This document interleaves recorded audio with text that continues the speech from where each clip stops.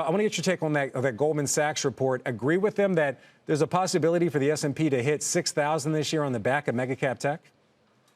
I think that's part of the euphoria that we're talking about, and no bang on any of the analysts, but all these analysts, after this near 10% move higher in the S&P 500 year to date, are reconfiguring their price targets. As money managers and asset managers like myself, we don't move our price targets. So 5,300 has been a price target, and we're almost there. So I think at this moment in time, Frank, I've seen a lot of people move their price target. That makes me a little unsettled, and that seemed to be part of the cash narrative on the sideline chasing this market higher. All right, so you're feeling just a little bit unsettled right now. I want to get a sense of how you see the trading day ahead. What's your WEX word of the day? Well, my WEX word of the day is dubious.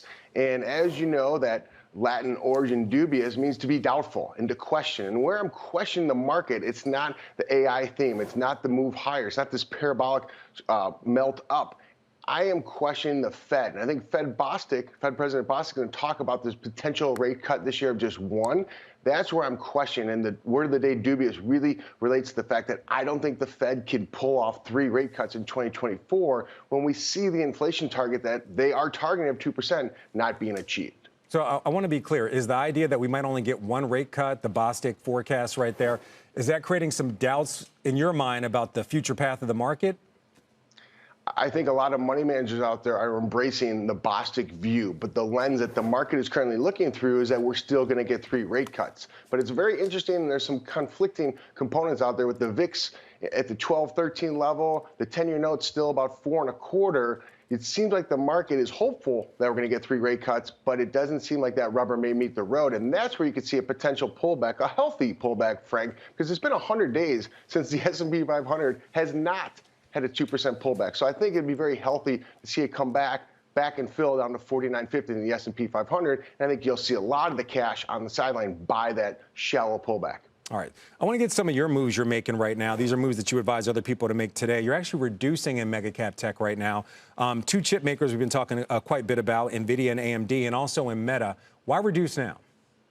I think you have to look at the high flyers, and we've been long all these names. And in addition, we've been long SOX, SOXX. That's the ETF that gives you exposure to the semiconductors. But if you look at SOX in itself, 25% of that portfolio is exposed to these top 3 names, in NVIDIA, Broadcom, and AMD. So we want to reduce exposure. We still want to be long this AI theme. We're not walking away from the AI theme for 2024, but you have to look at some of the laggards. I think if you look at IBM, if you look at Intel, and last but not least, Tesla. Kathy Wood talked about this being the best play for AI. I agree with that. So all we're doing here is reducing exposure to some of our high-flying winners and buying some of the laggards. That makes sense at this moment in time to reposition portfolios. That's how you have the ability to capture a potential pullback or some profit taking in those high-flying names. Yeah, let's talk about some of the laggards that you're adding. IBM, Intel, and Tesla. So is this simply you buying them on the dip, or do you have a fundamental reason you're buying? I mean, Tesla's business is under quite a bit of pressure from Chinese EV makers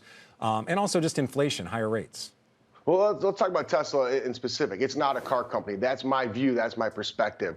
And the data that Elon Musk, one of the most scrutinized companies in the world, has been gathering, if we do see self-driving, fast forward, or any form of acceleration, Tesla's in a position to be the AI leader. But when you look at Intel, which there's a lot of pressure coming out of China not using their chips anymore, I think a lot of it's been priced in. So we own all 6 of these stocks. Well, all we're doing to the laggards is adding to them, and we're allowing ourselves to add it by reducing the notional exposure to NVIDIA, to Meta, as well as AMD.